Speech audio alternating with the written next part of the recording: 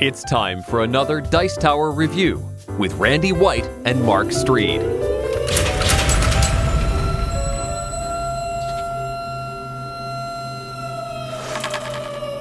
Hello folks, and welcome to Board Game Corner. I'm Mark. And I'm Randy, and today we're reviewing a successful Kickstarter game that achieved quite a few of its stretch goals and has just recently been released.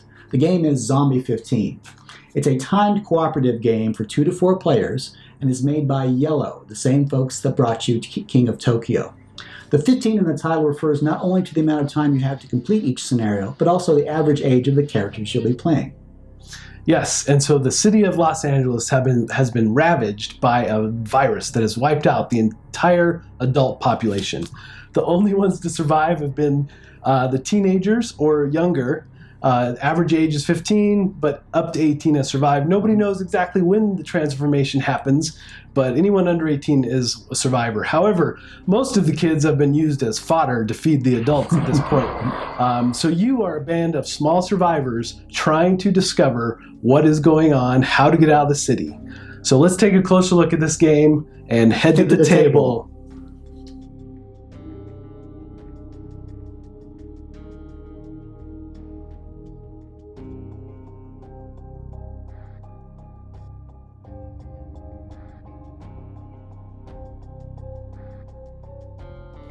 Zombie 15 takes place in 15 minutes. There are music tracks that is just ambient sound, basically sirens, environmental sounds, and so forth.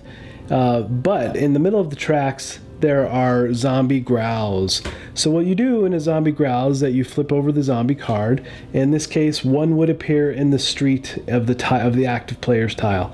In this case, there's 2 zombies, 3 zombies, and 4. Now, the thing you hate to see is the dreaded horde card. When this happens, this box gets emptied into the street. Now, the way this zombies get added to this box is via weapons that make too much noise, like the handgun here. 1 zombie gets added for every time you use this weapon. And the horde box always starts with 3 zombies. Here's an up-close shot of the player characters. The components are really nice in this game. They've put a lot of detail into all the figures.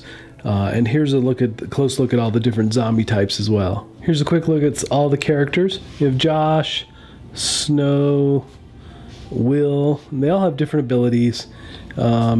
Siphon, Hazel, Severity, Trevor, and Vance.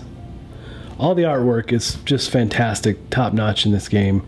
It really adds to the flavor. All right, let's take a closer look at a character card. So this is Josh. You can see across the bottom where his weapons are stored. Two-handed weapons and single-handed weapons can be stored in the left hand. It's either or, not both. And the right hand can store only single-handed weapons, and heavy objects fit over both. Then we have light objects on the side. A place for search tokens. Those are things like flashlights and items you might find. Across the top is his health tracker, and the card lists his special abilities. Josh, for instance, he cannot fight barehanded, which is a bit of a turn sometimes. However, for life points, healing from a med kit, he gets 2 as opposed to the normal 1. So he's a pretty decent character, and the way these cards fit into place is like this. So we take a health tracker token, and we'll put it on Josh. Let's say it's in the middle of a game, so he's already taken a damage from a zombie. So he's at 2 currently. You can see that the 2-handed weapon he's carrying is his bow and arrow, and he's already used it a couple times, as well as his handgun. He's already used a couple times as well. In his light objects, he has an ammo reload box, which is fantastic. So once he runs out of ammo here, he can reload it back to full strength. Now, let's take a little closer look at how these weapon cards work. Across the top, you'll see that 3 indicates how many zombies a single shot will take out. 3. Stopping power is when you defend against zombies, it's a 3 as well. And this weapon makes no noise, so it does not attract other zombies, which is fantastic. The handgun, on the other hand, only takes out 2 zombies with a shot, only has a stopping power of 2, and It does make noise when you shoot, obviously, and it will attract zombies. Over here is ammo kit. Is only one-time use. Once it does, it goes to the trash, and that is no longer in play. Once his health tracker falls to 0, Josh is considered unconscious. If someone is able to heal him, then he can come back, but in general, he is out of the game. The Zombie 15 campaign is made up of 15 separate scenarios that all link together. There's a flavor text that the story continues throughout every scenario. In this particular scenario, we're trying to move from point A to point B, but we have to move through the zombies and deal with them before we can get there. And remember, the game has to happen in 15 minutes, so you have to clear your way there and find weapons along the way before you can actually get to the gas station. And you have to help each other out. It's really important to search. But this is what a typical setup would look like. And this isn't early on in the game. I didn't want to show you some of the later levels. I didn't want to spoil anything. I feel like this game has spoilers. There's a story thread, and I don't want to disrupt that for anyone. So this is just a quick look at what the game board would look like for Scenario 3. Now, let's take a closer look at a turn. Okay, our survivors have done well so far. Josh is up next, and he can see in the next street there are 3 zombies. Now he's in a tile without any zombies, so that allows him to move. So he does, he moves 1. Now he has to immediately deal with the zombies. And he still has 1 durability left on his bow and arrow, which is great. So he can use this and take all 3 of them out at once. This is a great weapon. It also has a stopping power of 3.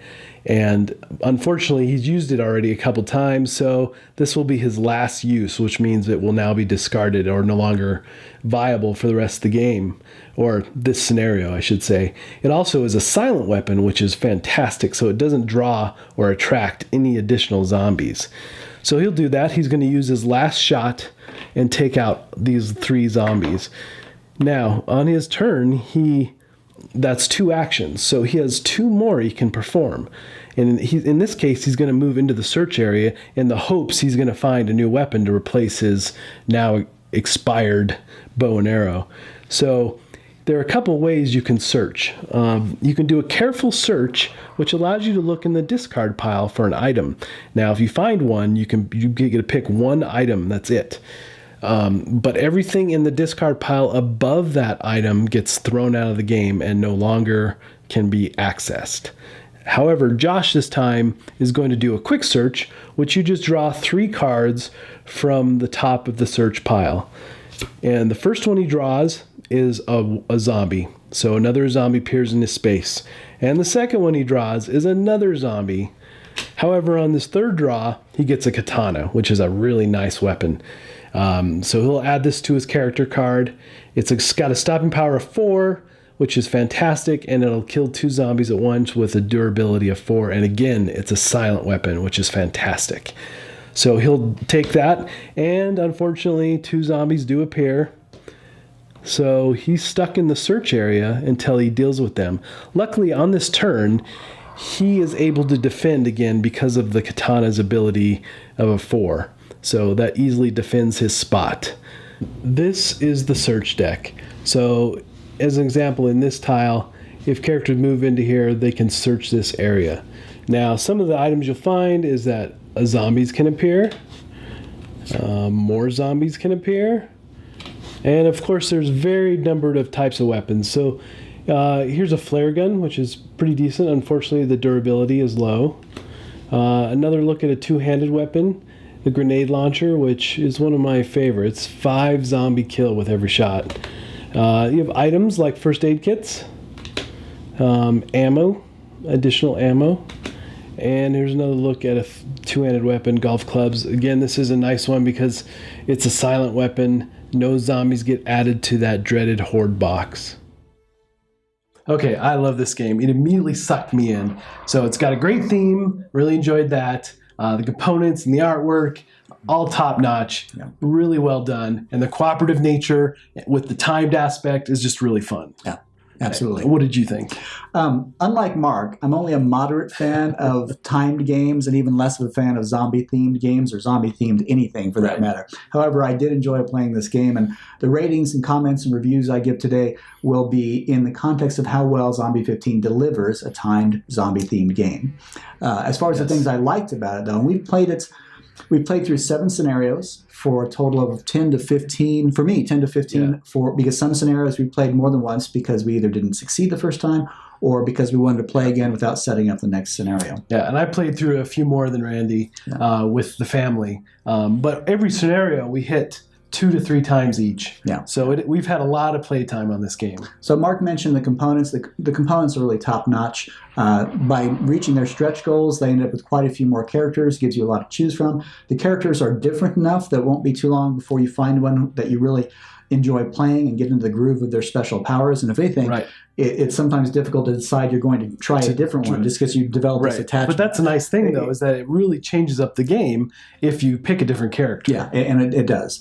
He mentions the collaboration. The collaboration is a little bit different than your standard turn-based games because you have a chance to think, but not a lot. I mean, when you're looking at a scenario, you might choose to all go one path or split up into 2 paths. But during the actual game, there's not a lot of time to collaborate or talk. But you are working together as one. So that's nice. It's definitely a different form of collaboration than Escape. True. But it's still fun. One of the things I really like about it is the ability to carry over weapons into the next phase. If you happen to find something that's and items as well. And items as well, yeah. And you can choose to say, well, do I really want to get to the end faster, or do I think I have time to search over here and get one of these search tokens that let you buy something before you go into the next round? That something might be a Molotov cocktail or an ammo reload or something like that. Okay, the only thing that detracted from the game for me is the soundtrack. So it's pretty decent. There's music that ramps up, but that's really all that ramps up. I mean, there's zombie growls and so forth, and some ambient noise and sirens.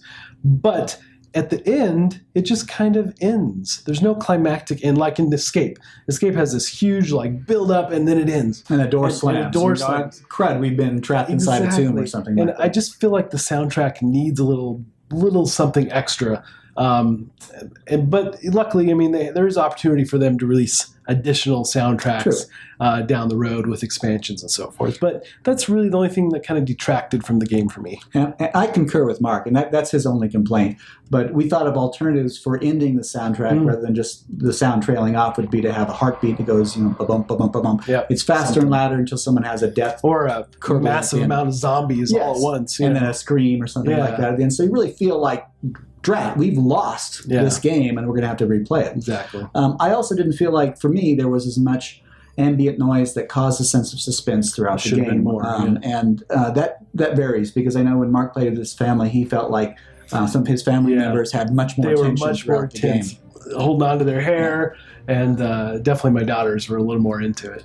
Yeah, so that's Mark's main complaint. Mine is similar. I did have a couple of other issues. One of them is, due to the nature of this game, you have a certain number of actions you can perform each turn, and it's very easy to lose track of where you are if you're not careful, if you're not disciplined. And one of the things I'd suggest for players of this game, unless you don't mind if you accidentally cheat, and for us, we hate it when we accidentally cheat. We do. But to be very disciplined with how you announce your actions. And how you end your turn. Exactly. So you say, action 1, I'm moving to the next tile. Action 2, I'm moving to the search area. Action 3, I'm doing a careful search. And so forth. And then at the end of your turn, be very explicit about passing on the next player so they can continue. So, but that's something that we developed fairly quickly, and it works fairly well. And the rules do state that at the end of your turn, you're supposed to say next. Yeah. But I think keeping track 1, 2, 3 just really aids. Right, because otherwise you might get 3 turns in and forget you have another action or 2 to finish. Yep. The only remaining thing that got me, and this is where IELLO was a little bit of a victim of their own success, are the zombies themselves. And Mark doesn't sweat this as much as I do, but because the zombies they look great. Yeah. Okay, great for the theme, but when you cluster them in a pile, as you do when the horde arrives, and you try to pick a certain number out every time you do a swing of a golf club or a shotgun blast, they stick together like barrel of monkeys, and you pull them out. Totally do. So you spend extra time trying to separate them. Especially when you're weeding them out. Yes, one at a time, or trying to throw one in the horde box. We don't mind throwing them out on the table. They don't have to stand up. No. But we're not rigorous about that, but the fact they stick together, it's not a huge complaint. I don't think it'll stop you from enjoying the game, but if anything, I would love to see zombie weebles that you could throw out there and they'd all stand up and then you pull them out without them sticking together. But that's really the only things I disliked about the game. And now it's time for our verdict. Even though Zombie 15 is not my personal sweet spot for either type of game or theme of game, for the type and theme of game that it delivers a great experience. And that's why I'm giving it 3.5 corners out of 4. Well, for me, this game is firing on all cylinders. I loved it. I'm giving it 4 out of 4 corners. It's going to hit our table a lot, and I cannot wait for the new scenarios that IELLO is going to come out with. Yep. Also, I have to say a big thanks to IELLO. Yep. They did an amazing job with this game. Great job, guys. And please keep doing more because it's just a blast, really fun time. So that's our review this week. I hope you enjoyed it. And until next time, we'll see you at the table.